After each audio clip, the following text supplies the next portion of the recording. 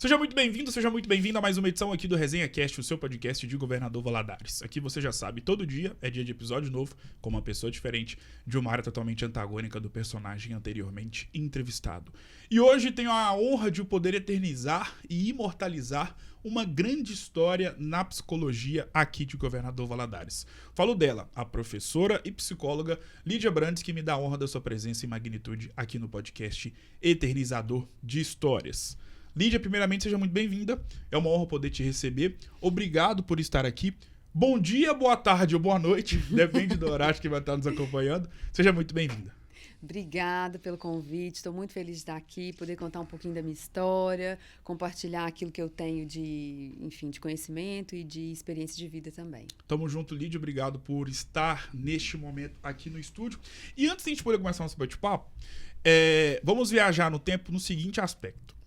Eu costumo dizer que, mesmo muito pequeno, no início da minha infância, eu já era uma criança, eu sempre fui uma criança muito vidrada em tudo que passava nos veículos de comunicação. Uhum. Então, eu ali com 5, 7, 8 anos, já via muita televisão, consumia muita coisa que passava no jornal impresso, por exemplo, porque eu sempre tive o hábito da leitura muito cultivado dentro da minha rotina, muito por conta do meu pai.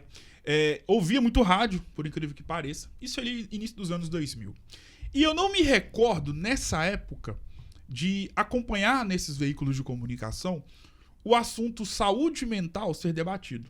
Uhum. Parece que teve que vir o advento nefasto da pandemia para fazer com que toda a sociedade mundial, toda a humanidade pudesse se alertar em relação aos cuidados com a própria mente.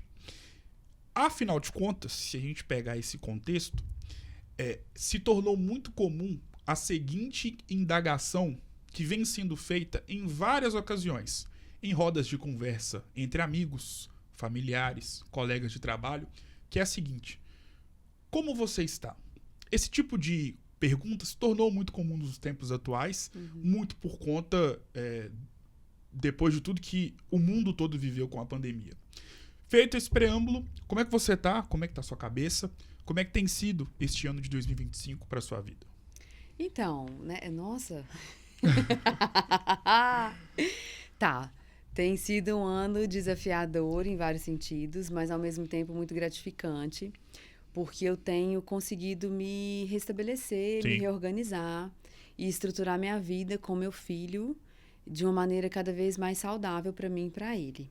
Né? Então, as experiências que a gente vai passando na vida, né, faz a gente aprender muita coisa e mudar também alguma forma de ser ou de se colocar nessa rotina, né? A gente não falava sobre como estava, né? A gente já perguntava, e aí, tudo bem? Né? E realmente agora a gente mudou um pouquinho o foco. E aí quando eu pergunto isso para as pessoas, mas não, as pessoas não perguntam muito isso para mim, né? Então, para eu te responder, eu precisei pensar um pouquinho mesmo, né? Por isso que eu falei, nossa! Mas é mais ou menos isso. Eu acho que eu estou conseguindo me reorganizar e recalcular minha rota de vida. Como é que era a Lídia nos tempos de Colégio Imaculada? Não. Essa risada entregou. Então, eu sempre fui uma menina muito tímida, muito calada, muito na minha, não me expressava, não expressava o que eu sentia, o que eu estava sentindo. Tanto que minha mãe conta muito essa história, assim, quando eu era pequenininha, ela me pegava brincando dentro do guarda-roupa, sabe esses guarda-roupa de alvenaria? Na parede, assim? Então, eu brincava com minhas bonecas e ali eu dormia.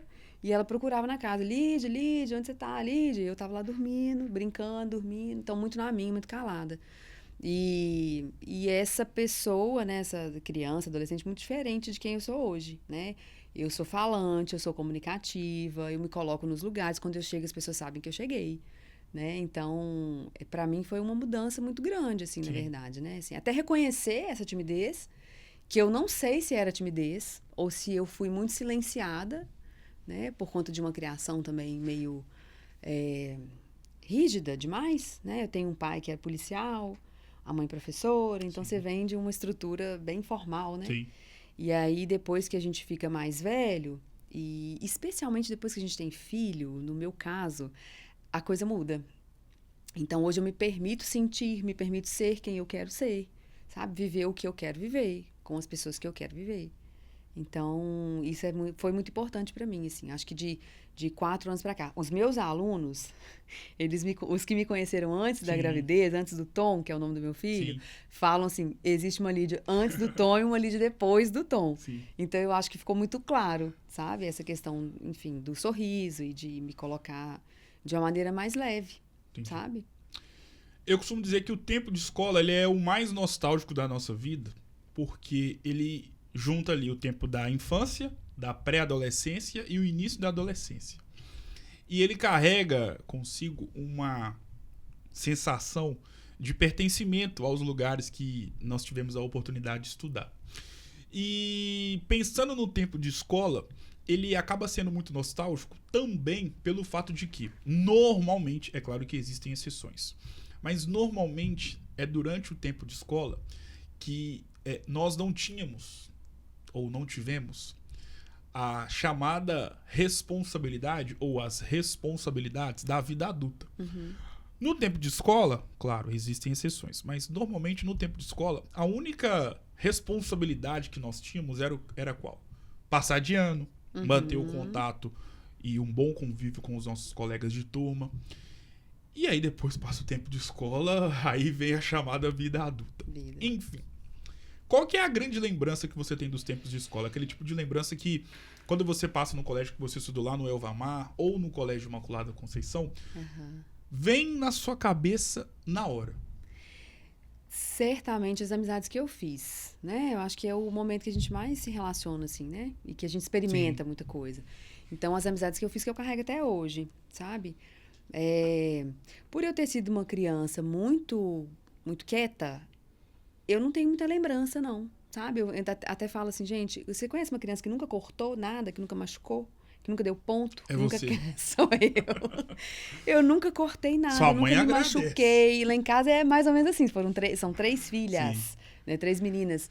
Então, a gente mais contida nisso aí. Então, da adolescência eu tenho mais memória. Então, assim, diferente das outras pessoas, né? Eu matei aula talvez 1 ou 2 vezes na minha vida, assim.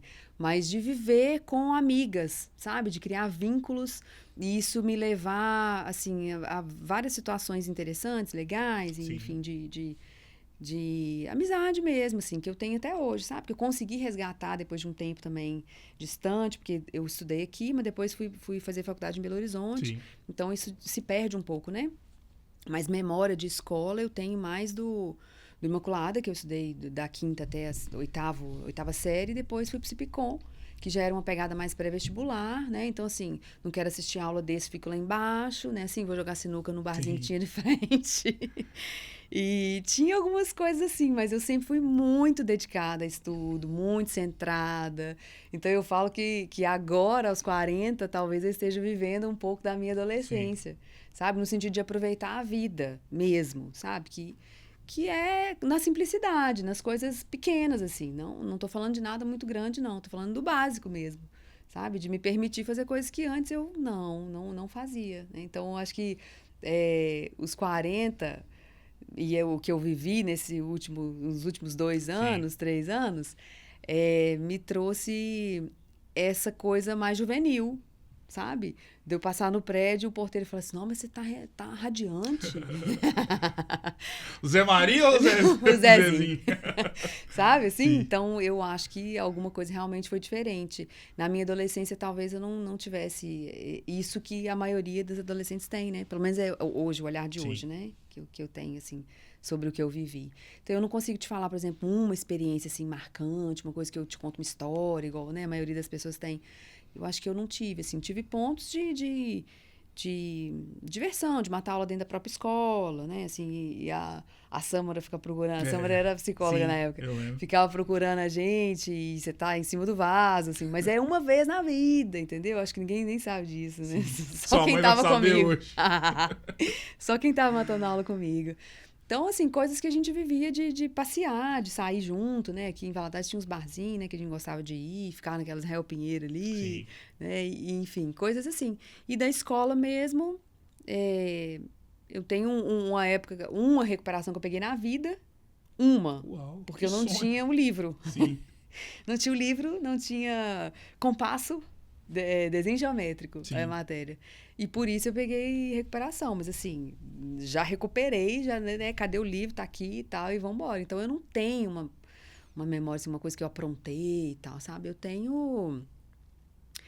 Eu sou saudosista pra caramba e sinto falta das amizades, assim, dessa coisa do coletivo ali, Sim. sabe? Que a gente não tinha muita preocupação, né? Tinha tempo pra viver essas coisas, né? Foram experiências boas, assim.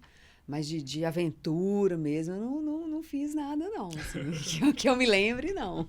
Pode chegar um pouquinho mais pra frente, fazendo o favor. Sim. Aqui não é ao vivo, mas como se fosse. Uhum. Agora sim.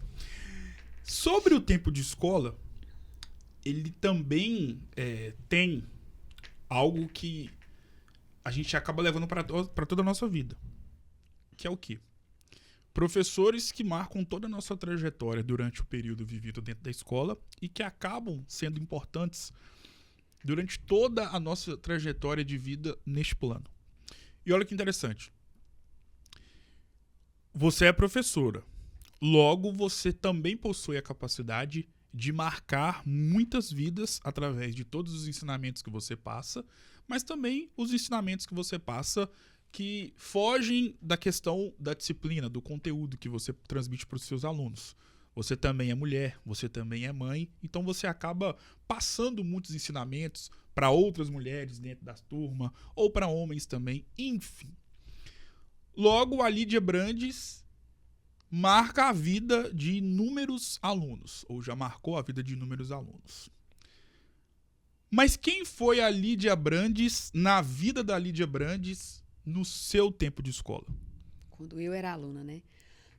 Então, acho que é um pouco disso, assim. Eu sempre fui muito dedicada, muito compromissada com tudo, Sim. né?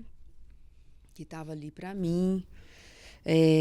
Respeitei muito, nunca respondi professor, nunca tive briga na escola, a não ser quando uma menina... eu tinha me enrolado com um menino e ela veio tirar satisfação porque era namorada dela, mas eu não sabia. Sim, claro. E aí teve uma cena no recreio ali que me marcou. Mas ponto, né? Foi só isso. Então, eu sempre tive bons professores, assim, bons relacionamentos, relações com professores. Sim. Sabe? E lembro muito dos professores, por exemplo, do Cipicom. Né? Todo mundo, ou quase todo mundo de Valadares, teve aula com o Marcelo Melo, que era professor de Química. Né? Que até hoje eu encontro com ele, ele me pergunta, me chama pelo nome. Ei, Lídia, como é que você tá? E aí quer saber, né, de tudo que me aconteceu e como é que foi, e como é que tá sendo a vida, Sim. né? Porque ele me acompanha, assim. Né? Então a gente encontra, eu atualizo ele. Tem professor de história, o Luiz, acho que era o Luiz também.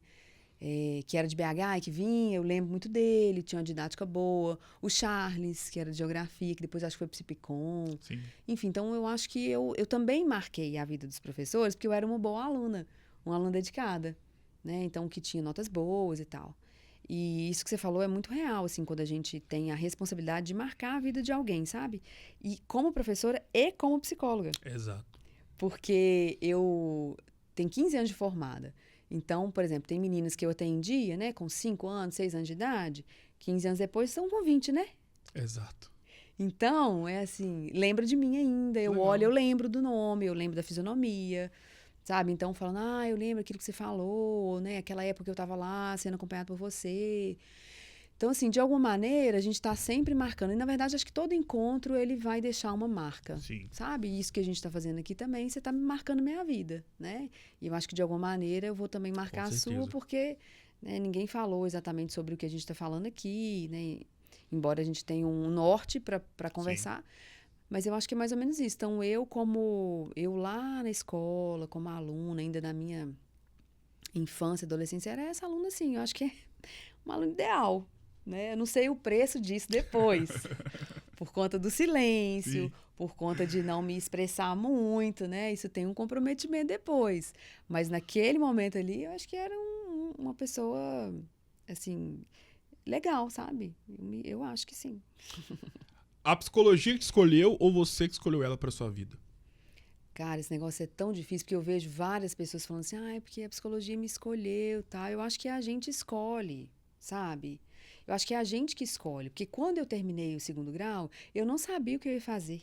Eu estava perdidaça, não sabia. Eu sabia porque alguém, assim, a questão da psicologia, alguém falou assim, não, mas você tem uma... Você escuta bem, né? Assim, você escuta as pessoas, você conversa bem e tal, você gosta de estar junto, né? De ajudar, né? Aí todo mundo fala assim, quem vai fazer psicologia é porque gosta de ajudar. Sim. Né? Às vezes sim, mas não é só isso, né? Então você tem uma idealização de uma profissão também que não é bem assim, né? A gente também tem saúde mental, a gente também sofre, a gente também tem problema, né? Então, no início eu falava, cara, o que eu vou fazer da minha vida? Aí fiz 6 meses de cursinho, que eu quase não fazia o cursinho, né? Que era um negócio só para eu ver como é que ia ser. E já fiz vestibular. Na época ainda existia essa coisa do vestibular, o Enem estava começando, né? Anos 2001, por aí, 2002. Aí eu fiz um vestibular para terapia ocupacional na Federal. Obviamente eu não passei, porque eu também nem tinha estudado para isso, nem preparado. E naqueles testes que a gente fazia... Teste vocacional. Aí já tinha dado uma pegada de humanas, né? E aí a psicologia, ora ela tá na área de humanas, ora ela tá na saúde, Sim. né? Então depende também da instituição que vai reconhecer. E aí, na época, eu falei, acho que eu vou fazer psicologia. Então, assim, foi muito... eu me sentia muito imatura para essa decisão. E eu acho que, de fato, você com 18 anos, você não consegue definir o que você vai fazer, talvez, pro resto da sua vida. Eu acho muito imaturo. Ainda mais hoje, se a gente pensar que o cérebro... ele vai se desenvolver assim, no seu potencial maior de maturidade lá para os 25 anos. Então, a adolescência ela não é até os 18, sabe? Aí, com 18, você tem que definir uma profissão, né? O que você vai fazer, estudar e tal. Mas eu passei. Falei, então, acho que eu posso. Minha irmã morava em BH. Sim. E aí, meu pai falou, não, tem condições de te manter lá. E aí, eu fui, meio que no escuro, assim, vou morar com a minha irmã, sabe assim? Morar em BH. E assim, eu comecei uma faculdade de psicologia. Então, eu acho que em determinado momento foi mais eu que escolhi mesmo. Até se você pensar na minha trajetória, Sim. porque eu comecei esse curso, eu fiz 4 anos de psicologia e terminando o 8º período, eu vi que eu não estava bem de saúde mental. Eu não conseguia ficar em Belo Horizonte, eu só chorava, eu tinha crise de ansiedade. E a minha irmã não sabia mais o que fazer. Meu pai e minha mãe ficavam meio assim, mas assim, ela vai dar conta, porque ela sempre deu conta, né? E aí eu me obrigava a terminar o curso. Não, eu vou voltar sem terminar? Não posso, eu estou aqui para estudar. Olha que conflito. E não fazia terapia, nem nada. E aí um dia eu tava com o meu ex-namorado, né, na época. Ele falou assim, vamos no zoológico? Você sempre fala que você quer ir, tá? Vamos lá. Vamos. Quando eu chego lá, eu entrei e falei, cara, não quero estar aqui não. Que lugar esquisito. Aí eu saquei que tinha alguma coisa errada comigo, porque é um lugar que eu sempre quis ir. E aí chegou em casa e ele falou, você não tá legal, o que você tem? E eu falava, nada, eu tô ótima. Tá tudo bem. Eu não conseguia me perceber, Sim. sabe? E aí ele, você não tá bem, não. Você não sorriu, você não aproveitou nada, você não foi em tal lugar, você não fez isso, você não tava legal. E aí eu falei, cara, eu acho que eu realmente não tô legal. Aí eu comecei a chorar e tal. Ele falou, olha, vamos voltar para Valadares, você conversa com seus pais e vê o que dá para fazer? E foi isso que eu fiz. Então eu voltei, tranquei meu curso, voltei para Valadares e conversei com meus pais, falou, não consigo. E aí a gente buscou tratamento, né, psicoterápico e medicamentoso. E aí eu consegui respirar um pouco mais, daí 6 meses, falei, agora eu vou voltar. Vou terminar esse curso. E lá tinha manhã e noite, turma diferente, eu conseguia fazer o 9º de manhã e o 10º à noite. E formava e vim embora em 6 meses. Sim. Eu fiquei lá 3 dias. Peguei minha mochila e falei, mãe, tô voltando, não consigo. E não era Belo Horizonte, era a minha condição naquele lugar.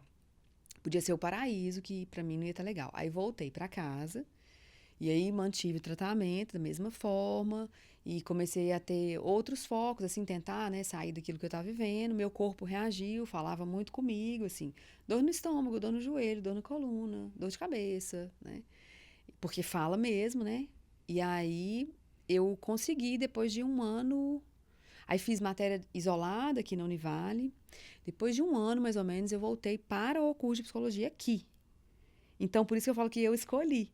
Porque depois de 4 anos, eu ter parado 1 ano, mais ou menos, e depois voltado, concluí meu curso aqui. E o meu trabalho de conclusão de curso foi sobre migração. E eu tinha como orientadora a Sueli Siqueira, que é uma das melhores professoras que eu já tive, né, em todos os sentidos, porque realmente orienta o aluno. E ela não é psicóloga. Exato. E aí ela falou assim, seu trabalho está muito bom, por que você não faz o mestrado?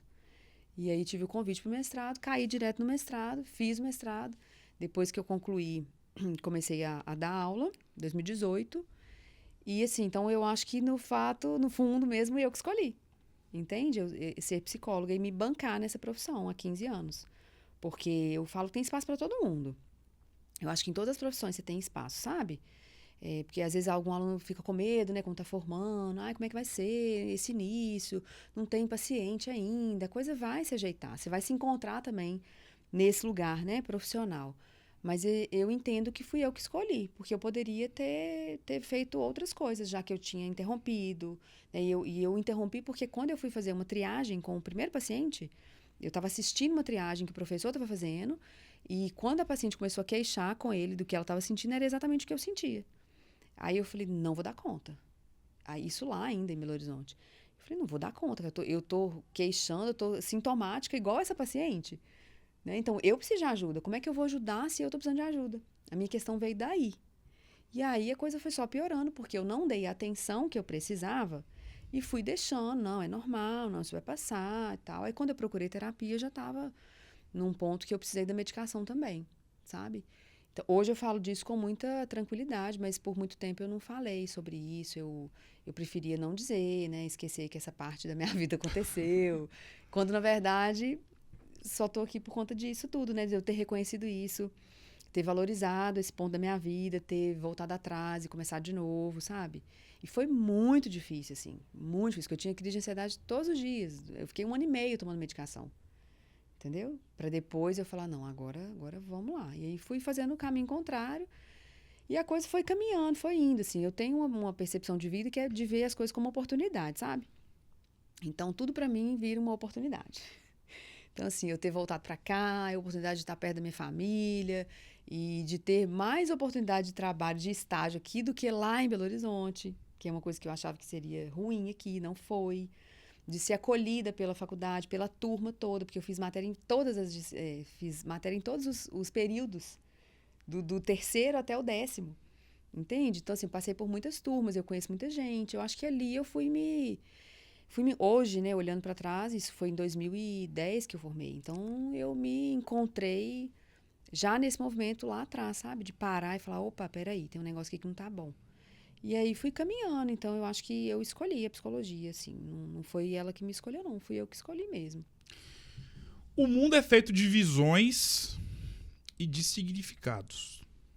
Onde eu quero chegar? Quando você se formou há 15 anos, me corrija se eu estiver errado, a psicologia ela tinha um significado para o mundo totalmente diferente do que ela tem em pleno 2025. Muito por conta do que nós vivemos, obviamente, na pandemia. Você que é professora e psicóloga, logo é a pessoa que tem muita propriedade para poder responder a seguinte indagação. Qual é o real significado da psicologia para a humanidade em pleno 2025? Então, eu acho que a gente está num processo, né, assim, de reconhecer como uma ciência, sabe? Como algo importante para todas as pessoas. Eu não acho que todas precisam de terapia, mas eu acho que todas precisam reconhecer o papel do psicólogo e como que isso vai se desenhando na vida de cada um, sabe? Então, por exemplo, há 15 anos atrás, quem fazia terapia ou quem buscava acompanhamento psicológico é porque era doente, doido, né? Usando um termo bem pejorativo, assim, né? Sim. Louco, né? E hoje não, tem até um status, assim, né? Tipo, eu faço terapia. Né? Tipo, eu sou... E a terapia tá em dia? Né? Assim, a gente vê essas postagens. Então, eu entendo que mudou bastante, que tem esse componente da pandemia, que reconheceu a importância de se cuidar da saúde mental, né? Não só falar disso, mas cuidar também. E esse cuidado, ele é multi, não é só a terapia, não é só o medicamento, né? Porque antes, esse modelo que a gente vivia também de sociedade é isso, né? Esse modelo biomédico. Então, você vai ao médico, você procura o quê? Curar a sua doença, seu problema, ele te dá um remédio, você vai para casa feliz e ponto. Só que esse medicamento pode ter um outro efeito, aí você vai precisar de um outro remédio, né? E se a gente não dá espaço, não dá lugar para fala, a coisa não vai se resolver, na verdade, né? Você vê várias doenças que são psicossomáticas, né? Que tem um componente psicológico ali que é forte, que se você não cuidar, a coisa não vai evoluir, né? Vai continuar no mesmo nível. Então, eu entendo que a psicologia tá crescente, né, a profissão e o reconhecimento disso enquanto uma ciência importante, sabe? Algo que não é mais, assim, uma escolha só, sabe? Assim, eu posso fazer ou não. Se você precisa, eu já vi médico prescrevendo psicoterapia. O que para mim já é uma evolução, né? Porque muitos entendiam que era só um medicamento, só entre aspas, né? E ponto final. E hoje não, reconhece que precisa da fala. Não tem nenhum medicamento que substitui você falar sobre o que você está sentindo. Não tem nada. Tem medicamento que te estabiliza sintoma físico. Você dorme melhor, você come mais ou menos, Sim. né? Sei lá, você equilibra seus hormônios, você vai dormir, né, melatonina, você vai dormir mais cedo, você vai ter um sono mais profundo. Isso vai te trazer o bem-estar. Mas não tem nada que traga o que traz falar sobre o seu problema. Sabe? Esse esvaziamento, assim, essa coisa de tô mais leve. É a psicoterapia. Só que para isso você precisa ter técnica para você escutar, né? Porque tem gente que tem habilidade com escuta, ok. Isso é um fator interessante para quem vai fazer psicologia, mas não é só isso. Você tem que estudar muito. Você tem que ter técnica, você tem que ter método para você fazer. Não é só chegar e escutar, porque senão a gente vai para um bar, entendeu? Senta lá, bate papo, toma cerveja ou qualquer outra coisa, come um torresmo e tá tudo certo. Sim. Então, a gente da psicologia precisa da técnica também para embasar o que é uma ciência, né? Então, a psicologia é a ciência que vai estudar o comportamento humano. Não é misticismo, né? Não é charlatanismo, não é religião, né? Que eu acho que é importante também dizer disso. A espiritualidade é um fator importante na sua vida, mas não é só isso. Então, tem muito esse caminho aí longo para a gente percorrer, mas já tem um reconhecimento de que as pessoas entendem que a psicologia é necessária, né, na vida de muitos, assim, né? E não só para a clínica, né? Não só no contexto clínico também, Sim. sabe? Mas, por exemplo, você vai sei lá, porte de arma de fogo, você tem que fazer uma avaliação, né? A gente fala muito de TEA, TDAH, né? Assim, tá em alta esses transtornos. Precisa de uma avaliação neuropsicológica para ter um diagnóstico mais preciso, né? E uma direção de um tratamento. Então, já se reconhece muito o nosso papel, assim, né? Profissional. E eu acho que isso é um ganho, sabe? A gente está evoluindo para ganhar mais nesse contexto aí, né? Eu acho que a psicologia é a profissão do futuro, assim, sabe? Muito próximo. Eu tenho essa percepção, assim, que a gente vai ampliar muito também, né? E porque já se entende que precisa cuidar, que não tem como, né? Assim, se você viver uma vida cuidando só do seu corpo, se você não cuidar da sua mente, ué. Não tem essa ideia mais que mente e corpo são partes separadas, né? Como se estudava no século XVIII, né? Sim. O corpo é uma coisa, a mente é outra. Não é mais, cara, é tudo integrado, né? Então, mente sã, corpo sã. Então, você tem que trabalhar as duas coisas, assim, interligadas. Entender que se o seu corpo não está bem, sua mente também não vai estar. E se a sua mente não está bem, seu corpo também não vai estar. Então, é uma roda que vai girando, né? Uma mente ansiosa é também uma mente depressiva? Pode ser ou não. Uma mente ansiosa pode ser só uma mente ansiosa. Mas existe um transtorno misto, que tem sinais, né? Assim, componentes que são mais... que te puxa mais para baixo, né? Vou usar termo mais assim, simples para a gente conseguir traduzir um pouco disso, né? Não vou ficar aqui... Eu sou muito burro, então você, por favor, teorizando tudo, né? Porque a ideia é a gente bater um papo mesmo. Mas você pode ter uma mente ansiosa e não ter sintomas depressivos, assim, né? E ser só uma mente que trabalha muito, que está sempre ligada e que está... dormindo pouco porque você precisa produzir mais, né? Assim, pensando sobre várias coisas, né? Tendo muitas ideias, executando muito pouco, né? Então, isso vai te trazer sintoma físico também, né? Palpitação, taquicardia, sei lá, dor de cabeça, né? Tem gente que não consegue se alimentar bem ou que se alimenta muito porque o comer entra também como uma forma de suprir o vazio, né? Assim, dentro da psicologia, você tem algumas abordagens, né? Assim, pra você linhas de raciocínio que você vai tratar as questões que você está trazendo. Então, se você for pensar a ansiedade do ponto de vista da psicanálise, né, você vai ter um entendimento sobre isso. Se você for para TCC, você vai ter algo mais estruturado, mais objetivo, faça assim, né, um roteiro, algo que você vai conseguir lidar de uma forma mais prática, né, mas talvez sem entender muito bem a causa. Então, eu me oriento pela psicanálise. Então, se tem um comer excessivo aí, tem algo que você quer tamponar, né? Que você não quer que apareça. Se tem um pensamento muito acelerado, o que você não quer pensar? Que você está colocando outras coisas no lugar para você não pensar naquilo que você precisa pensar e gastar uma energia e um tempo ali de resolver ou não, ou de pelo menos entender. Então, a psicologia é um negócio muito fantástico, né? Com certeza. Eu acho. Em relação à psicologia e a tudo que ela acaba contribuindo de forma positiva na vida de milhares de pessoas, tem um outro tópico que eu gostaria de conversar contigo, que é o seguinte. Eu completei 10 anos de vida no dia 19 de agosto de 2006. Uhum.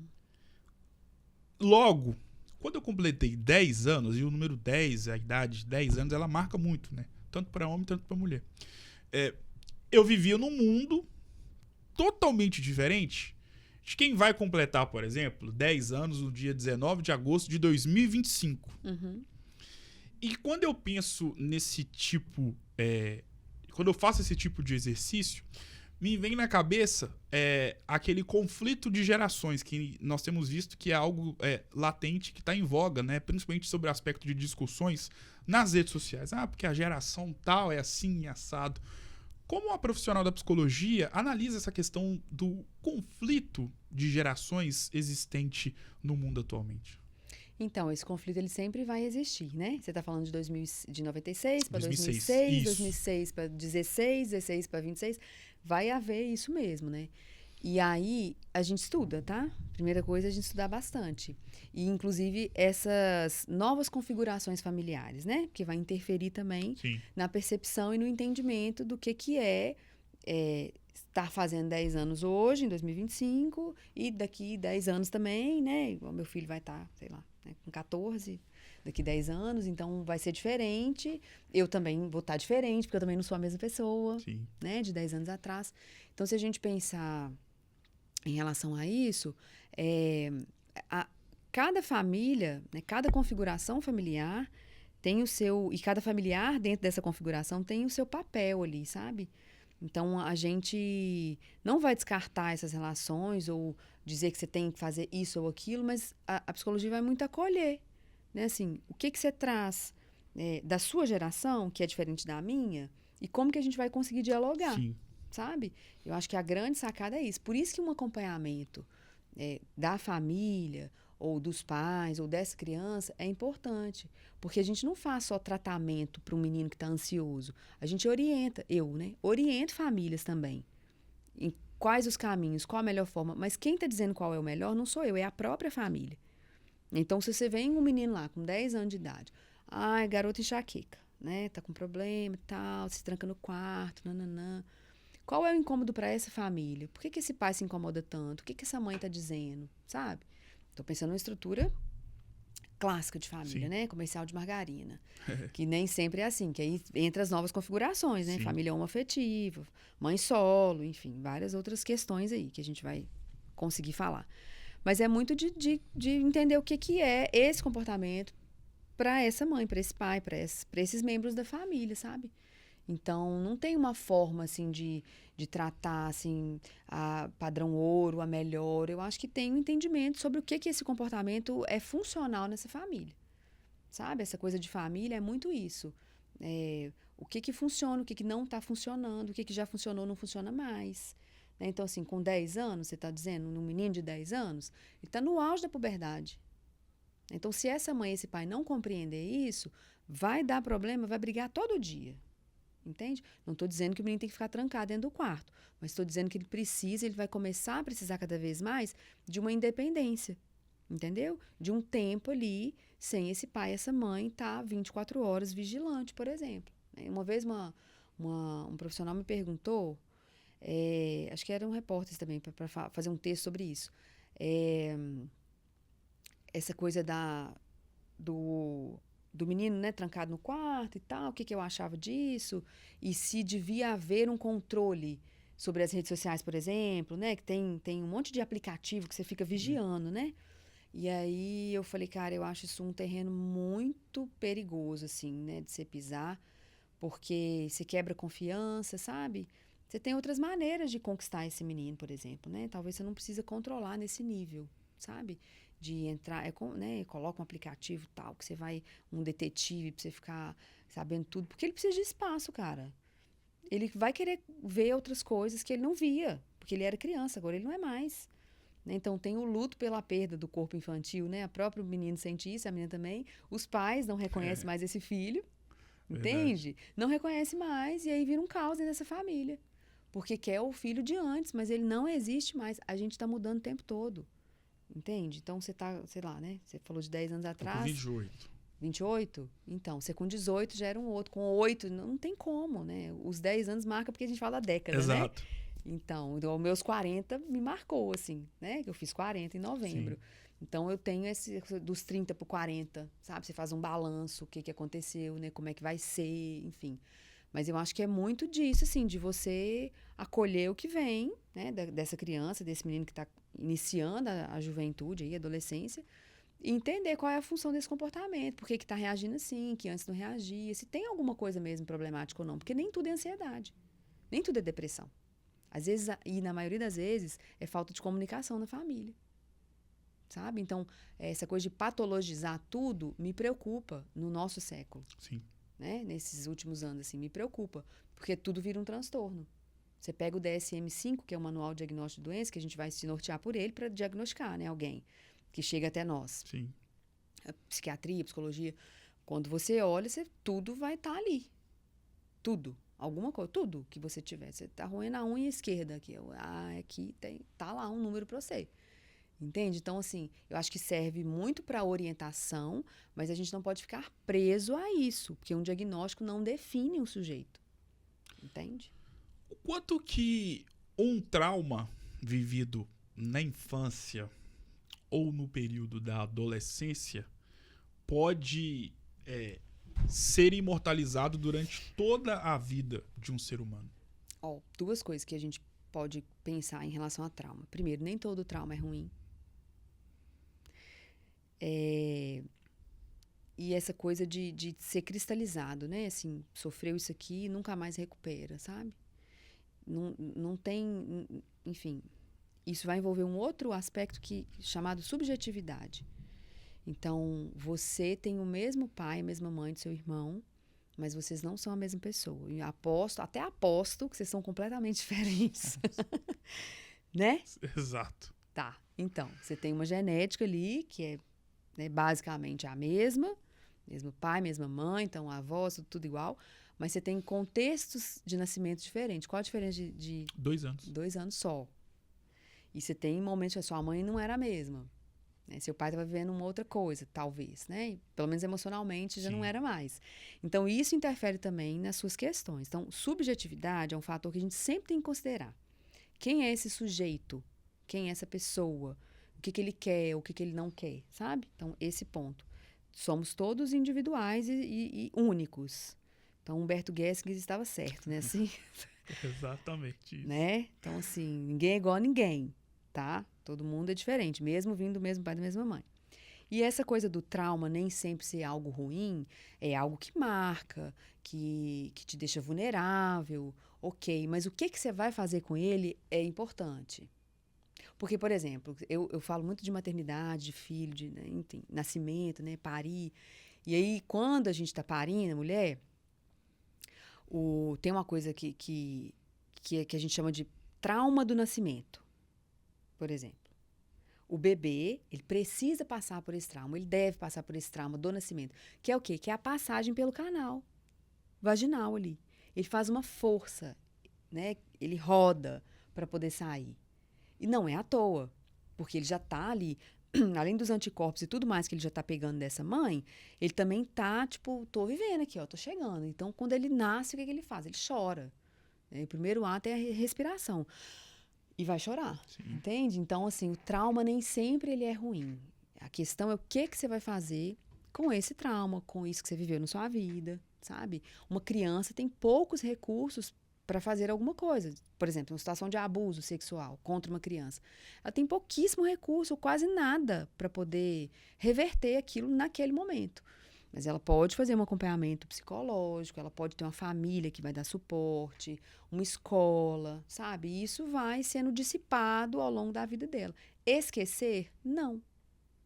Esquecer, não. Mas não necessariamente sofrer e pagar sabe, assim, tá fadada a um fracasso porque teve essa experiência que foi traumática, sabe? Eu acho que tudo vai muito de como que você lida com o que viveu.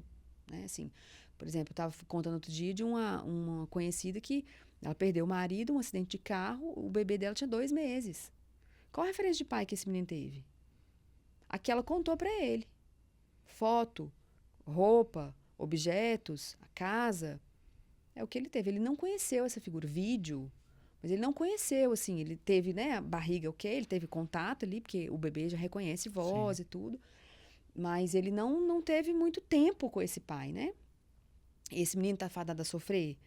Vai ser, sei lá, né? Coisas que a gente escuta, tá? Sim. Absurdas, mas que a gente escuta. Ai, vai ser homossexual porque não teve figura paterna.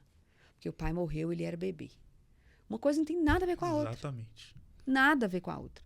Mas isso é a questão cultural, né? Mito, coisas que vêm aí, social, que a gente... Senso comum, né? Enfim, tem a ver com a história também. Mas é isso, assim. Então, ele teve outras referências ao longo da vida dele que vai fazer, o que fez essa função paterna na vida dele. Mas ele viveu um trauma, né? Mas por isso ele tá sofrendo, tá mal, tá...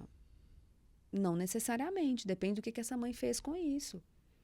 Entende? Então, trauma nem sempre é ruim. Em relação à sua figura enquanto psicóloga e professora, o que a Lídia Brandes passa para os seus alunos, pensando nessas duas versões que você possui, com vertentes diferentes? Dentro da psicologia, como psicóloga, obviamente, e dentro de uma sala de aula, como professora. Cara, eu passo muita verdade. Eu não sei... Quando eu sou intensa, né? Então, assim, quando eu entro, eu entro. Então, professor, então eu sou professora. Por que eu falo isso? Porque você tem a parte técnica, né? Você tem a parte ali teórica que eu preciso passar, eu tenho um conteúdo, eu tenho que ministrar, eles precisam saber o que eles estão fazendo. Porque a nossa profissão é muito séria. Um erro médico te deixa aleijado, sei lá, né? Você vai mancar, eu vou ver. Agora, uma questão psicológica, você não vê.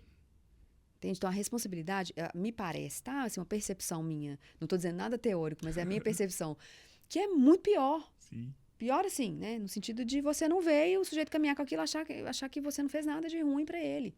Então, você tem que saber o que você está fazendo, sabe? Então, eu sempre fui muito assim, de trazer o conhecimento, mas de também acolher e mediar questões, dificuldades, assim. Então, eu entendo um aluno que, às vezes, não falha em algum ponto, não dá conta de alguma questão, tem uma dificuldade maior nisso ou naquilo.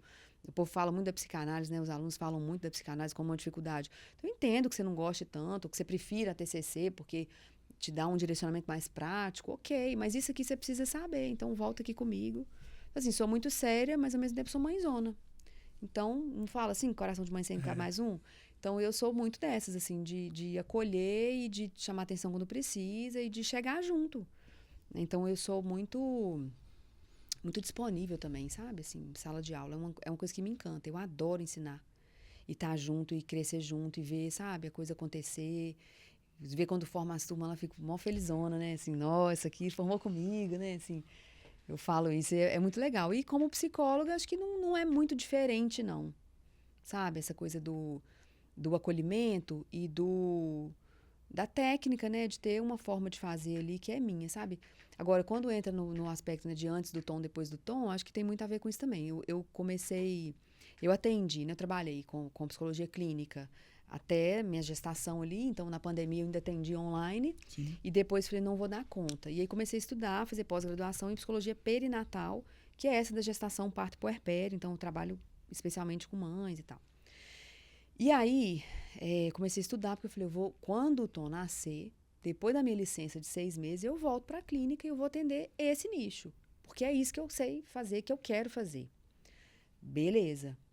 Obviamente, eu não consegui voltar depois dos 6 meses. Eu voltei ano passado, em junho, né? Tipo, 3 anos depois. E aí, quando eu voltei, falei, cara, a minha clínica, eu não consigo mais fazer como eu fazia. Eu fazia super bem, mas eu tinha um distanciamento maior em relação a paciente, sabe? Então, eu preciso manter uma postura aqui, porque eu sou a psicóloga e tal. Né? Quando você atende mães e você acolhe mães e você é mãe, você fala, cara, eu posso ser tudo isso, mas eu também posso chegar num ponto aqui, que é o que está meio faltoso para essa mulher, que é de acolher. Como é que você acolhe? Eu aprendi uma coisa que eu acho muito legal, assim, uma intervenção não farmacológica para alívio da dor é o abraço. Então, todas as pacientes que eu recebo, tirando aquelas que eu sei que não gosta, ou que você já vê que vem com a mão ao invés do abraço, porque a pessoa não gosta, ela não gosta, né? Eu não posso invadir um espaço. Mas é o abraço. Então, coisa que eu não fazia antes. Não que eu fosse mal educada, nem nada, mas eu achava que eu tinha que ter um distanciamento pela questão profissional. Olha, eu sou sua psicóloga, eu sou a psicóloga. Então, depois que eu me tornei mãe, que eu falei, cara, um abraço salva. Me salvou em vários momentos, sabe? Então, eu sempre recebo assim. Aí, hoje, eu conto isso, eu acho até engraçado. Porque na hora que uma paciente já está chegando, eu já conheço, já é minha paciente. Eu já vejo os braços assim, sabe? Tipo assim, cadê meu abraço? Então, a gente se abraça e aí a gente começa a sessão. Isso não muda em nada a minha parte técnica, teórica, de entendimento sobre o que ela está trazendo, sabe? Não muda em nada. O que muda é o acolhimento, é a pessoa se sentir confortável no lugar que ela está, para falar de coisas que são ruins, né? Ninguém vai lá me contar muita coisa boa, né? Normalmente é coisa ruim que chega primeiro. Em relação a 15 anos, quando você saiu da faculdade e adentrou no mercado de trabalho, existe uma diferença muito grande em relação a tudo que você viveu na faculdade como estudante e principalmente sobre o que o mundo enxergava dos psicólogos há 15, 20 anos em relação a quê? A visão que o mundo possui hoje dos psicólogos e dos psicólogos que estão, dos futuros psicólogos que hoje se encontram em uma cadeira de sala de aula de uma universidade. E você viveu a psicologia quando ela era muito... ela era vista de uma forma muito, até mesmo de forma errada, obviamente, em relação a que a sociedade pensava do papel de um psicólogo e de quem iria até um psicólogo. Uhum. E hoje vive, enquanto psicóloga e professora, um mundo totalmente diferente em relação à visão que a sociedade tem de vocês psicólogos. Ou seja, onde eu quero chegar.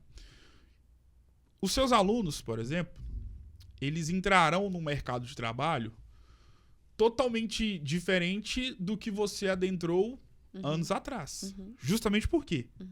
Hoje, em pleno 2025, ou quem vai formar em 2026, 2027, enfim, entrará numa profissão que é olhada por todos da sociedade de uma forma muito diferente do que o pessoal enxergava em 2010, 2011.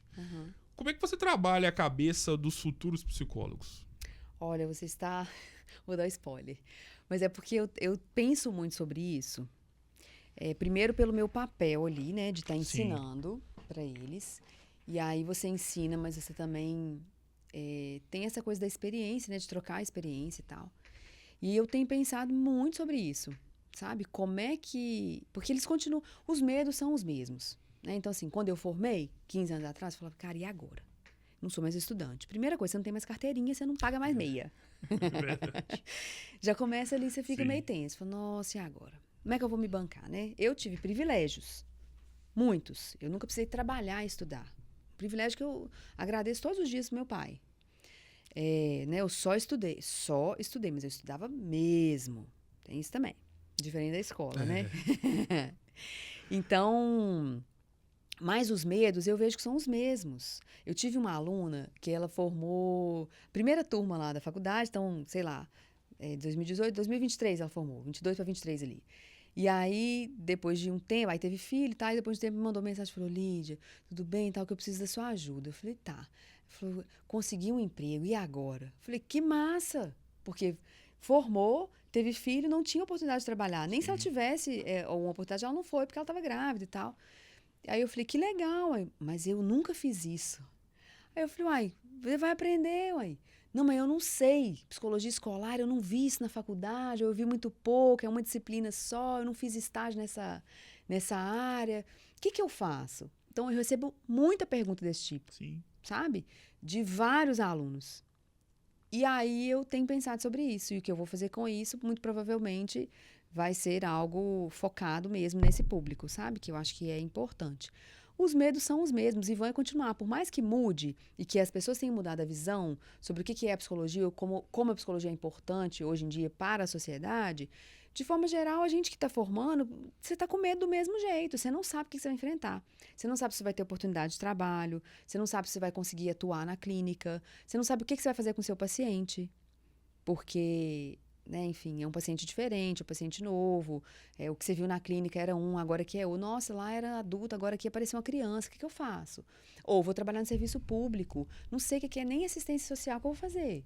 Então, assim, esses medos são os mesmos. Não muda, sabe? Independente de ter mudado o contexto social, não muda muito. Eu acho que as oportunidades aumentaram para a psicologia, para quem está se formando. Por exemplo, tem um atendimento online que na minha época não existia, quando eu formei. Né? A resolução para poder atender online veio em 2018. E aí, 19 para 20, né? O Conselho Federal de Psicologia liberou para todos os psicólogos por conta do contexto da pandemia, entende? Então, já é uma coisa que não acontecia, que hoje você pode trabalhar, você pode ter um cantinho na sua casa, desde que você consiga sigilo, privacidade e tudo mais, para você atender online. Você não precisa de um espaço físico, num primeiro momento. Sim. Entende? Então, você tem muitas diferenças de um contexto para o outro, né, de 15 anos atrás, mas os medos de quem está formando, né, do recém-formado, são os mesmos, sabe? Então, eu pretendo atuar nisso aí, porque eu já faço. Só que eu faço de graça. Existe uma banalização do diagnóstico, acerca do TDAH? Eu acho que existe, porque existem profissionais que não se capacitam. Eu acho que o problema está muito no profissional. E, obviamente, assim, a gente, né, falando dessa mudança do mundial, assim, né, e tudo mais, a facilidade com que as informações chegam também. Se você jogar lá no Google ou qualquer recurso de inteligência artificial, você fala assim, o que é TDAH? Né? Você vai achar ali critérios do DSM-5, você vai achar profissionais importantes falando, você vai achar artigo científico falando o que é, Sim. como que é e tal. Mas isso não é suficiente para se fazer um diagnóstico. E o que você vai fazer com esse diagnóstico também? Então, existem profissionais, por exemplo, você numa consulta médica, você não consegue definir se é ou se não é, se tem ou se não tem. Mas o que mais acontece, que eu recebo em clínica, tá? É paciente chegando, a mãe chegando, dizendo, levei ele no neuro, levei ele no pediatra, levei ele, sei lá, né, no psiquiatra, e o médico falou que ele é TDAH. Tá, ele já está acompanhando ele? Não, eu levei na semana passada para a primeira consulta, e é. Então, assim, se não for um negócio muito clássico, que está na literatura, assim, muito escrachado, muito, muito detalhadinho, exatamente como está ali, você não consegue definir com uma sessão, com um atendimento, com uma consulta, se é ou se não é isso ou aquilo.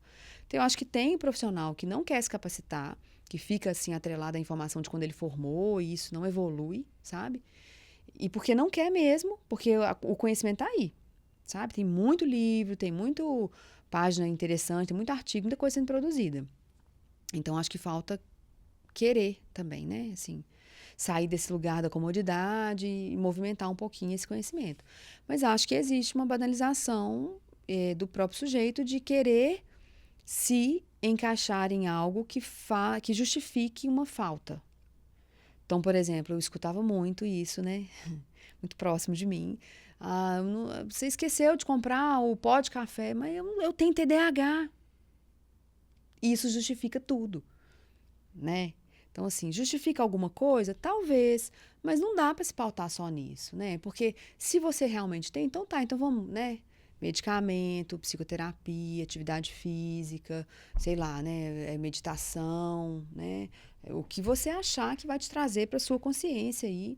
Porque tem uma questão química, ok, né? Sim. Do cérebro, mas não dá para dar uma equilibrada, não? Até porque se a gente pensar num TDAH como um transtorno do neurodesenvolvimento, ele começa na infância. Então, se você é adulto e descobriu agora, como é que você vai lidar com isso, né? Você já teve recurso, você já tem uma estrada aí, uma trajetória que você, mal, né, assim, bem ou mal, você conseguiu uma saída, um jeito de lidar com aquilo que você estava vivenciando, sabe? A melhor maneira? Talvez não, mas o que você deu conta de fazer. Então, eu acho que, principalmente no adulto, sabe? Eu observo muito isso, assim, de banalizar mesmo. Tanto o TDAH quanto o TEA, né, também, que é o autismo. E, enfim, o caminho é estudar, né? Conhecer e procurar profissionais que são capacitados realmente, sabe? Que você tem uma identificação, que você tem uma indicação também. Não sai aí. Não dá para ser qualquer psicólogo, não dá para ser qualquer médico só porque é médico, sabe? Hoje em dia, com o advento da grandiosidade, da velocidade da tecnologia e principalmente por tudo que a gente acaba vendo nas redes sociais, principalmente no Instagram, tem uma frase que é voltada para o universo jornalístico, que é o quê? Hoje em dia todo mundo é jornalista, todo mundo acha que pode dar uma notícia, todo mundo acha que pode fazer uma entrevista. E acompanhando, e é sempre bom deixar claro que todos nós vivemos em bolhas. Bolha familiar, de amizade, de rede social, do que quer acompanhar, de notícia, do que acha que é importante ou não. Vou te dar um exemplo, por exemplo. Você vai, às vezes, me falar aqui o nome de um cantor que é super famoso na sua roda de amigos, pra você, que você venera. Só que você pode chegar pra mim e falar o nome desse cantor e eu falo, eu nunca ouvi na vida. E não é que eu estou desmerecendo, é porque realmente eu não conheço. Sim. E, ao contrário, vai acontecer da mesma forma. Aonde eu quero chegar? Existe a frase, né, hoje em dia, no universo do jornalismo, hoje em dia todo mundo é jornalista. Porque hoje todo mundo tem uma rede social, então pode postar qualquer notícia, pode postar qualquer texto. E eu percebo, principalmente nas redes sociais, e aí é eu que estou falando, tá? Que todo mundo, ou muitas pessoas, se dão ao luxo de poderem fazer afirmações que vão ao encontro de encontro com o que um psicólogo precisa fazer ou falar. Ou seja, todo mundo acha que é psicólogo. Feita essa introdução, qual que é o pilar que difere o psicólogo de rede social, além, claro, da formação profissional na faculdade? Sim. E o que difere esse psicólogo da rede social para o psicólogo de verdade?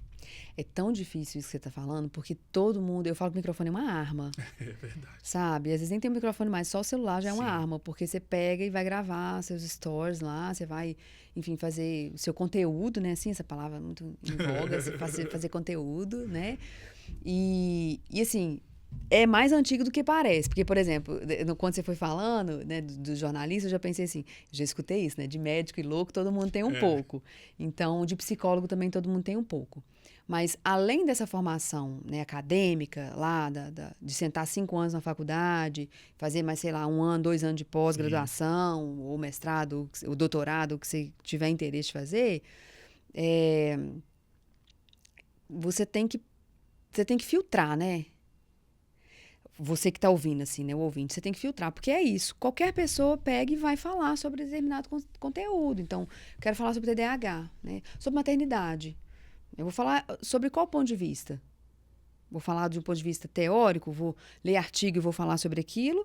Ok, o problema não é o que você está falando, assim, né? É quem está falando. Você tem que saber quem está falando para você, ué.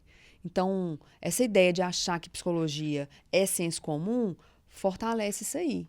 Entendeu? Porque quando o sujeito aparece lá, como é que é? Não sei o que de conteúdo.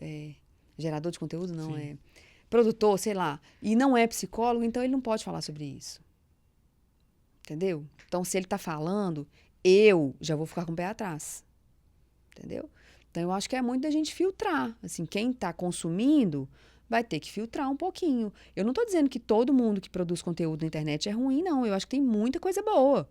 Tá? Eu sigo vários perfis que eu falo, me salva, entendeu? E que são profissionais, ou são, sei lá, né, tem uma experiência na área, mas eu acho que a pegada é a gente filtrar, porque senão você recebe informação de todos os lados, sobre vários vieses, assim, diferentes, e o que você vai tomar como verdade? Entende? Por isso que eu gosto do livro, assim, do artigo. Eu sou dessas, mais antiga. Porque não é tudo que eu vejo que eu falo, legal. Não, tem coisa que, não quero isso aqui não acho válido. Porque eu tenho conhecimento na área, né? Mas e quem não tem? Vai tomar aquilo ali como uma verdade. Entende? Fazendo uma relação com aquilo que nós conversamos anteriormente do nosso bate-papo voltado para a questão de gerações, o menino que tinha 15 anos em 2010... ele é diferente e ele viveu em um contexto totalmente diferente do garoto que hoje tem 15 anos, ou seja, em pleno 2025. E nós vivemos uma era que é de muito chocar a questão dos extremismos para todos os tipos de assuntos. Vou pegar um tópico que eu acho que define muito bem o que eu quero te dizer. O debate acerca da política, ou o debate acerca sobre os personagens políticos existentes no Brasil hoje, ele é muito antagônico de quando você era criança, quando você estava entrando na faculdade, quando você estava na escola. Hoje em dia, um menino com 18 anos, 16, ele já acha que já tem o posicionamento político dele, ele já acha que tem que odiar político A, B, C, independentemente de qual corrente ideológica que seja, tá? Vamos deixar claro. Ele já vai pra internet falar que quem apoia fulano ou cicrano é isso, é aquilo. Aonde eu quero chegar? E esse tipo de comportamento, ele tem destruído relações familiares, de amizades. Amorosas eu nunca vi, mas imagino também que infelizmente tenha acontecido também. E o mundo, ele se encontra doente. Não só no debate, num debate sobre política, por exemplo, mas sobre outros assuntos. Porque existe um extremismo muito grande. E se tem uma profissional, se tem um tipo de profissional, se tem um profissional, melhor dizendo, que pode meio que botar a bola no chão e distribuir o jogo de uma melhor forma e de passar um entendimento para todo mundo, são vocês, psicólogos. Como é que você, uma psicóloga, enxerga todo esse mundo extremado, cheio de opiniões, de polêmicas e de pessoas que estão se distanciando apenas por conta de ter uma opinião antagônica do amigo, da namorada, da esposa, do pai, de uma mãe? Eu sempre fico pensando assim, o que esse sujeito, por exemplo, está buscando, sabe? Porque não é a política, não é o posicionamento político, sabe? Tem algo por trás aí. Sempre você está dizendo, eu estou pensando no iceberg, né? Aquilo que você vê na pontinha do iceberg, mas tudo que está ali embaixo é tudo que a gente vive do ponto de vista social e cultural, né? Eu acho que muitas coisas são explicadas pela cultura mesmo, sabe? Assim, então, a sua pergunta, ela já tem um pouco da resposta também, porque você está dizendo do adoecimento, né? De algo que é coletivo, sabe? Então, o que essas pessoas estão buscando? Que vão para a rede social defender partido A ou B, político A ou B. O que está buscando? O que está querendo nesse sentido, sabe? Não é só ganhar essa batalha aí, né? Não é só essa bandeira. Tem outras coisas ali que precisa ser valorizado, o que quer que seja reconhecido. São outros posicionamentos que eu imagino que venha desse debate, dessa discussão, que precisa se posicionar ali. Agora, por que precisa tanto? Entende? Então, cai naquilo que a gente falou da subjetividade. O que esse sujeito está vivendo, que ele precisa, né, mostrar para as pessoas que ele, sei lá, né, é de esquerda, ou que ele é de direita, ou que ser de direita é melhor do que ser de esquerda, né? Enfim, eu acho que essa dualidade, sabe, isso divide muito as pessoas, divide muito a forma como a gente vai se comunicando e como a gente vai vivendo, e no final das contas todo mundo perde, né? Porque isso nunca existiu? Sempre existiu, ainda mais cidade pequena, né? Minha mãe conta muito isso lá da cidade dela, de Caratinga. Tipo, era parte PMDB contra não sei o quê, né? Tipo, 2. Hoje você não tem 2, você tem vários. Né? Que, na verdade, estão tudo no 2, mais ou menos ligado. Né? Assim, porque a gente dividiu entre esquerda e direita. Né? Assim, e aí você vai pensar nesse sentido para tudo. Né? Então, tem os que defendem que o TDAH é um diagnóstico importante, que precisa... Tem os que vão falar que não, isso é frescura. Né? Alguém tem que ganhar? Por que você não pode respeitar a minha opinião? E eu não posso respeitar a sua? A gente não sabe conviver mais, a gente não vive mais, assim, sabe, nessa coisa junto. Sim. E quando você fala da pandemia, me leva nesse lugar também de separação, porque a gente viveu muito isolado muito tempo. Né, assim, anos, né? Você ficou... Eu fiquei mesmo, de fato. Na hora que eu estava grávida, eu fiquei quieta dentro de casa. Então você perde muito do convívio. A gente só se reconhece com quem a gente é, como quem a gente é, porque a gente tem o outro para dar esse parâmetro. Então, por exemplo, sua mãe grávida lá, ela deve ter pensado assim, vai parecer com o pai, vai parecer comigo, vai ter o olho assim, vai ter o cabelo assim, entendeu? Então, já vai dizendo quem você é antes mesmo de você nascer. Então, a gente se reconhece na relação com o outro. Então, se você não tem esse outro para te dar esse parâmetro, quem que você é de fato? Quem que você vai buscar? Qual vai ser a sua referência? Então, a pandemia fez a gente ficar muito encapsulado, assim, sabe? Muito dentro de casa, muito preso, muito sem contato. E aí você vai criando um mundo paralelo, né? Nem tudo que a gente pensa é real. Só que a gente acha que é, né? Exato. Então, a gente cai na cilada da gente mesma, entendeu? Então, acho que tem muitos fatores aí, mas essa coisa de não respeitar é o que fica gritante, né? É o que tá na pontinha do iceberg também. De não respeitar a opinião do outro, sabe? Eu estava conversando com uma mãe... Eu conheci ela ontem, a gente trocando ideia, falando de maternidade e tal, sobre o que eu faço também. E aí ela falou assim, olha, minha filha tem um diagnóstico de TDAH, mas eu não deixo ela se limitar a isso. Aí eu falei, então também tirei da terapia. Eu falei, ó, isso é responsabilidade sua. Ela falou, total. Porque eu vi que tudo ela falava, mas eu tenho TDAH, mas eu tenho TDAH. E depois que eu tirei, por conta própria, tá? Sim. Não foi alta, nem foi a médica que pediu. Depois que eu tirei, eu percebi que ela começou a dar conta sozinha. Eu falei, tá, mas e o preço disso? Ainda não sei. Eu falei, então você observa.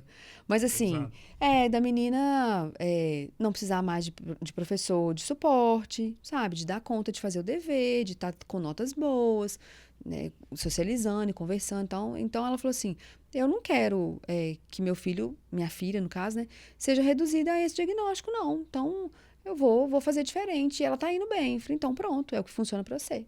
Eu vou questionar essa mãe, vou falar com ela, não, você tem que voltar com ela pra terapia? Eu? Sendo que ela tá me dizendo que tá tudo ok?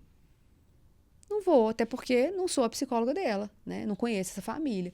Mas é só no sentido disso, da mãe entender que tem uma coisa importante, mas que isso não vai limitar. Então, vamos fazer diferente, sabe? E pegar e fazer de fato, assim. Então, acho que vai muito... Ela falando que teve um negócio na escola e que ela falou que ela queria ser a mãe mediana mesmo. Que ela não queria ser a mãe performática, a melhor do mundo, que dá conta de tudo, que ela não queria. Que ela queria ser essa mãe do meio ali, do caminho do meio, que nem era a pior e nem era a melhor, mas que ela estava caminhando junto com a filha dela da maneira que ela dava conta de fazer. Sim. E tudo bem, né? Então, assim, para aquela família, tudo bem. Então, tem essa disputa, né? Essa coisa, enfim, que para ela não fez sentido e eu até concordei nesse ponto, sabe?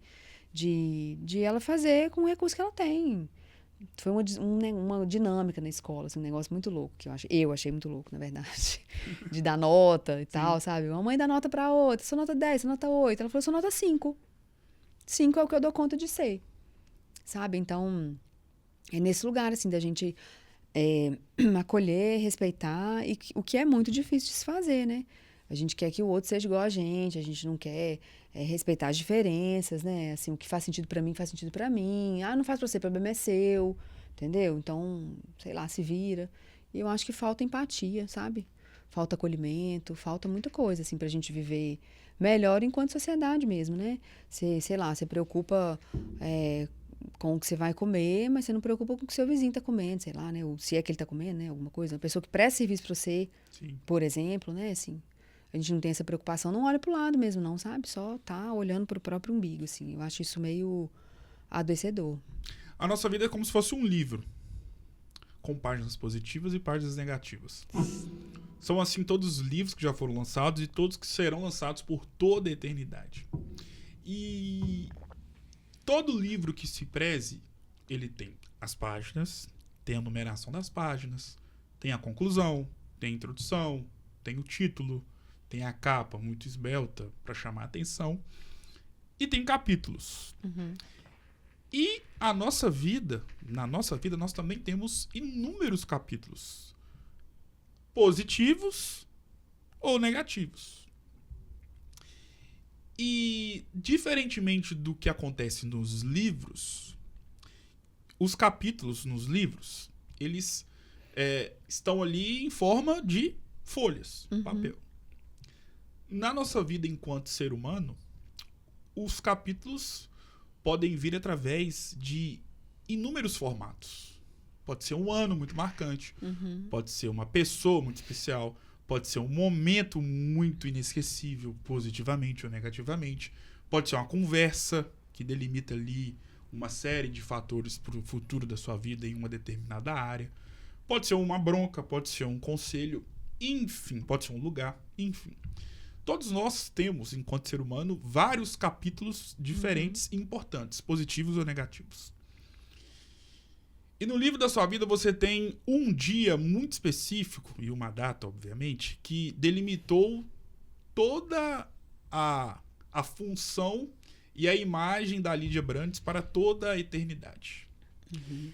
Que é o dia 9 de maio de 2021. Com certeza. O domingo mais especial e inesquecível da sua história de vida. Qual que é a importância desse dia na sua história? Nossa, tem total importância. Foi o nascimento do meu filho. Ele nasceu na manhã de domingo, Dia das Mães. Uau! ele me trouxe uma força, uma vontade de viver, sabe? Que eu não tinha tido antes. Uma coragem. E acho que é bem isso, assim. Ele transformou minha vida profissional, pessoal. Eu falo ele porque eu precisava exatamente dele, de ser essa criança como ele é, no tempo que ele veio, sabe? Eu tinha muito tempo de relacionamento, eu nunca pensei em ser mãe, apesar de ser mãe de cachorro e de um monte de gente. Mas eu não imaginava que eu pudesse ter um filho, eu não imaginava que eu pudesse ter capacidade de gerar uma vida, de criar, cuidar, educar. Então, meu filho, todas as vezes que eu penso sobre isso, me emociono muito, porque é muito claro para mim, assim, foi na maternidade, sabe? Foi ter tido um filho e ser mãe e começar a cuidar dele, pensar sobre como vai ser, o que vai ser, que eu me encontrei total, assim, como pessoa, como mulher, principalmente. Porque eu acho que eu me via muito como uma menina. Cara, eu tenho 40 anos, eu tive filho com 36 para 7. Eu achava que eu era uma menina, assim, eu não me sentia mulher, sabe? Eu tô dizendo de tudo, assim, emocionalmente, corpo, posicionamento. Eu não achava que eu era tudo isso, assim, sabe? Então, o Tom me trouxe uma coragem grande de viver, uma vontade de fazer tudo, sabe? Eu falo que o slogan da minha vida é tipo o Juscelino Kubitschek, 50 anos em 5. O slogan. Quero viver, sabe? Eu quero fazer o que eu puder fazer de melhor nessa vida. Então, marcar a vida das pessoas é um ponto que eu sei que eu marco pela minha profissão, né? É relação com o outro. E marcar também a vida do meu filho de uma maneira positiva, sabe? Eu falo com ele, filho, mamãe é chata, porque pra mim sobra os perrengues. Mas eu sei que também depois ele vai entender que esses perrengues são importantes, sabe? Da gente viver junto e passar junto. Então, sempre que eu falo de maternidade e do Tom e de tudo que veio, a palavra que vem é florescer. Porque eu tenho certeza que eu renasci junto, né, com o nascimento dele. E eu floresci, assim, uma coisa que eu tava embotada e, de repente, sabe? Eu tenho certeza, assim, eu não tenho dúvidas quanto a isso. Então, o 9 de maio foi um dia que eu não vou esquecer jamais, nem quero. Com certeza. Além desse capítulo muito especial na sua vida, você tem um outro capítulo que atende por um nome que, sem ele na sua história de vida, o Tom não existiria. Ana Maria Azevedo. Qual que é a importância desse ser humano na história de vida da Lígia Brandes? Ela é minha mãe, né? A minha mãe chama Ana. E é a mesma ideia da fortaleza, né? Porque na minha família eu tenho muitas referências de mulheres, assim. Todos nós temos uma referência de mulher e mãe, que é alguma coisa muito importante. Mas eu tenho a minha mãe como referência por conta de tudo que ela já viveu, assim, de história dela, que eu conheço, né? História da vida dela e da mãe dela. Eu falo que se eu tiver, assim, 10% da força que ela tem, pra mim eu tô satisfeita, eu acho que já vale bastante.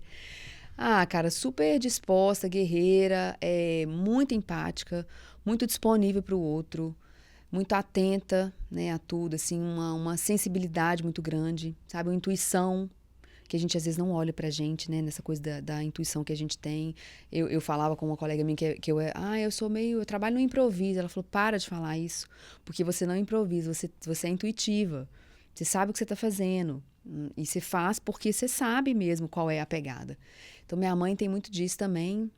E o cuidado com a gente, né, assim, desde sempre. São 3 filhas, então, assim, idade muito próxima, sempre trabalhou muito. E, enfim, eu queria que hoje ela tivesse mais... curtindo mais a vida, sabe? Aos 73, eu acho que ela já poderia estar curtindo mais.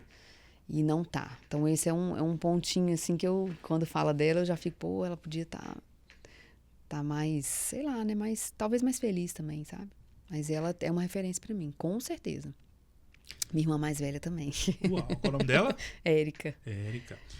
Sobre a nossa vida e a sua vida, e pensando na figura da sua mãe, durante aqui o nosso bate-papo, nós falamos muito sobre a pandemia, né? Uhum. E a pandemia, ela marcou muito milhares de histórias aqui neste plano, negativamente, e infelizmente isso aconteceu muito. Uhum.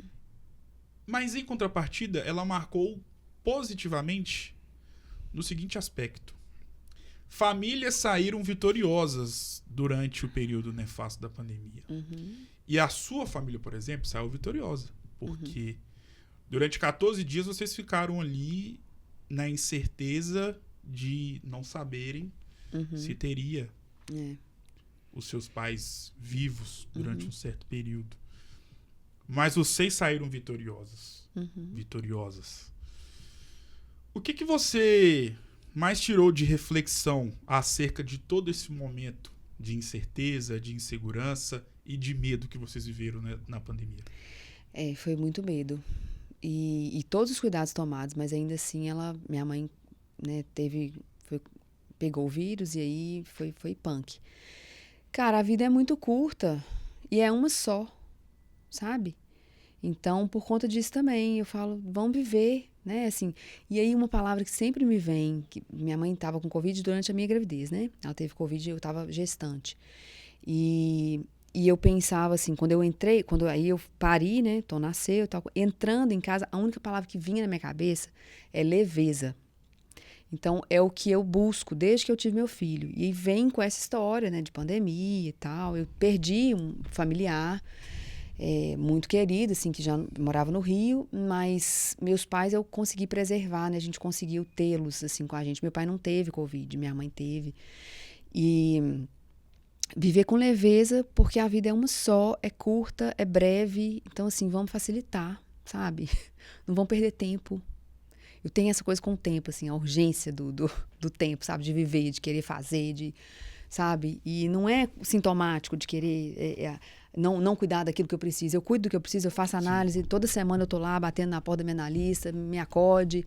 Mas, assim, é muito mais no sentido de aproveitar a vida, cara, porque é uma só, sabe? Então, assim, hoje eu não sei o que eu faço. Vou fazer alguma coisa, vou sair, vou passear, vou ver alguém, Meu aniversário eu comemorei de 4 jeitos diferentes, porque eu falei, é vida. Tá certo. Entendeu? Então, fui sambar, fui jantar com família, fui fazer uma trilha. Eu queria viver uma coisa diferente. Então, é muito isso, assim, a vida tem que ser leve. Tem que ser leve, sabe? Porque senão não vale a pena. Com certeza, concordo. A nossa vida, ela tem, como eu disse anteriormente, capítulos positivos e negativos. No livro da sua vida, qual que é o capítulo mais triste e o que você fez ou está fazendo para passar por cima dessa adversidade? Capítulo mais triste. Cara, difícil responder isso, né? Todo mundo vem aqui que foi com dificuldade ou só eu? Não, super normal, pode ficar tranquila. Para responder a parte que é difícil. É porque, na verdade, quando você fala do capítulo, né, positivo e negativo, sim, eu não consigo ver muito o lado negativo das coisas. Eu não sei se isso é bom ou se isso é ruim. Porque, como eu te disse, eu tenho a tendência de achar tudo que é uma oportunidade, claro, sabe? De vida, de trabalho, de profissão, de me perceber. Então, talvez eu pudesse responder que foi o fim do meu relacionamento, mas não foi, porque ele me trouxe a vida de volta. Sim. Eu me encontrei depois que teve o término, né? Assim, que eu pude olhar para dentro, né? Olhar para mim e me reconectar comigo, sabe? Porque eu tava dispersa, eu tava em outro lugar. Então, assim, um capítulo difícil, eu acho que perder minha avó aos 98 anos de idade, 2 anos atrás, foi difícil. Meu filho internado 2 semanas com uma pneumonia, um trem que ninguém nem sabe direito o que foi, mas que eu vi ele muito mal. Lá atrás, né, meu avô, que eu tinha 9 anos, eu adorava ele, assim, ele faleceu, eu era muito nova. Acho que a perda, né, de alguém, assim, eu não estou muito preparada para essa perda, não. Falo assim, cara, perder minha mãe, meu pai, meu Deus, eu não sei, não consigo nem pensar. Sabe? Então, talvez tenha tido mais alguma coisa que eu consegui ou sublimar ou passar por cima, sabe? Assim, eu não acho que eu tenha um capítulo tão triste assim, não, sabe? Eu acho que eu realmente sou privilegiada. Você tá falando, eu tô me imaginando aqui. Eu acho que eu sou privilegiada mesmo. Não sei, nunca sofri um acidente, sabe? Assim, grave. Não perdi meu pai nem minha mãe ainda. Minhas irmãs são saudáveis, meus sobrinhos. Não tenho meu filho. Acho que eu tô no lucro. Muito bom ouvir isso. Agora é o jogo das palavras. Vou citar palavras ou nomes, você vai defini-los com uma palavra. Vou tentar. Podemos ir? Podemos. Governador Valadares. Afetividade. Vida. Tudo. Deus. Amor. Religião. Importante. Amor. Meu filho, Tom. Carinho. Ai, necessário. Maternidade. Ambiguidade. Dona Ana. Amor. Lídia Brandes.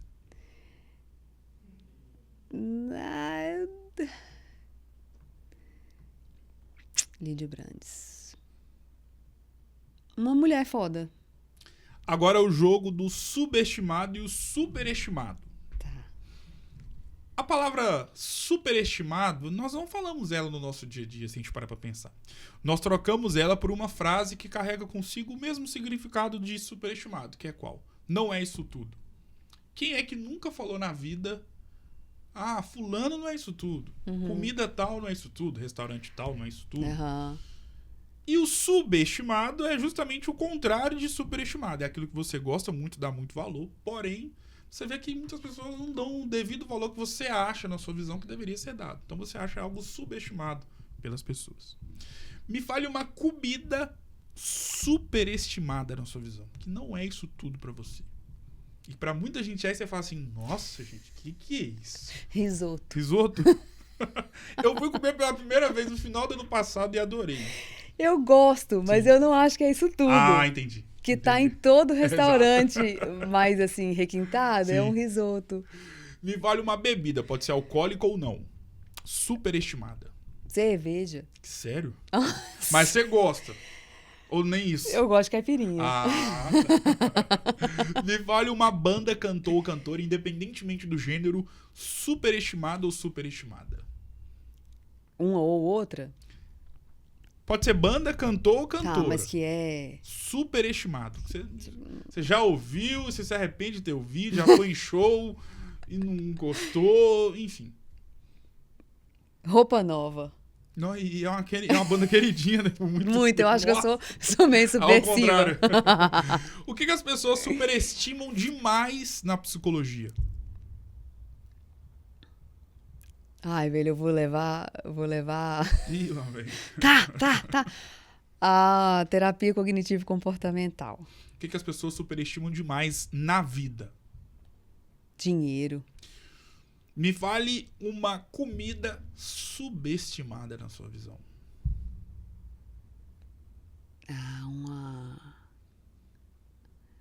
Uma moelinha, né? Ah, bom demais. A lá do Bar do Beto. Ai, que saudade. Me fale uma bebida, pode ser alcoólica ou não, subestimada na sua visão. Água com gás. Nossa, Deus me livre. Você gosta daqui? Água com gás, gelo e limão. Nossa senhora. Sempre. Tá. Me vale, deixa eu me recompor aqui. Me vale uma banda, cantor ou cantora, independentemente do gênero musical, subestimada ou subestimada. Que ninguém dá nada por ela, né? E você ama. Nossa, aí banda já é um negócio que, e música é um negócio que não dá pra eu eleger um, cara. Mas eu vou fazer um esforço aqui, que é o mais recente na minha cabeça.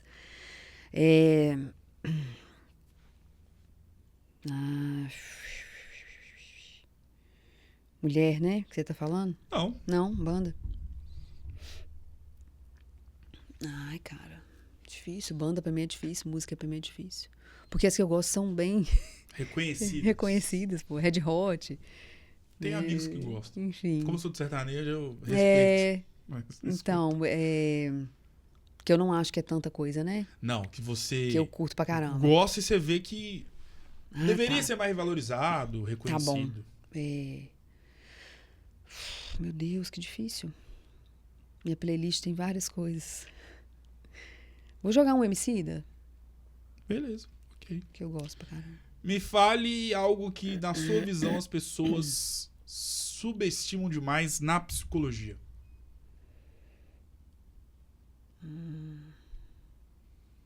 Eu acho que o próprio comportamento humano, assim. O que as pessoas subestimam demais na vida? As amizades. Defina a sua vida com uma palavra.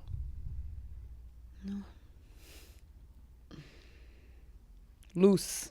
Defina a sua história de vida com uma frase.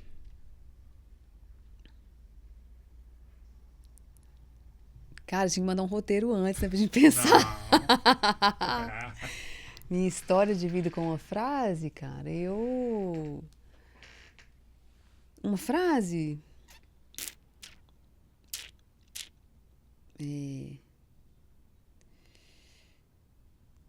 Quem tem medo. Defina essa conversa com uma palavra. Foi emocionante. Uau! Muito obrigado pelas palavras e foi motivo de muita honra da minha parte poder ter eternizado toda a sua maravilhosa história de vida aqui neste episódio. Muito obrigado, episódio número 1247 do podcast. Muito obrigado, foi uma honra, sucesso e claro que as portas estão abertas para você poder voltar mais vezes. Muito obrigado. Obrigada a você pelo convite, adorei estar aqui, adorei falar um pouco da minha vida, né, do que eu faço hoje. Eu falo que eu sou psicóloga de mães, então as mães que precisarem de algum suporte, tá?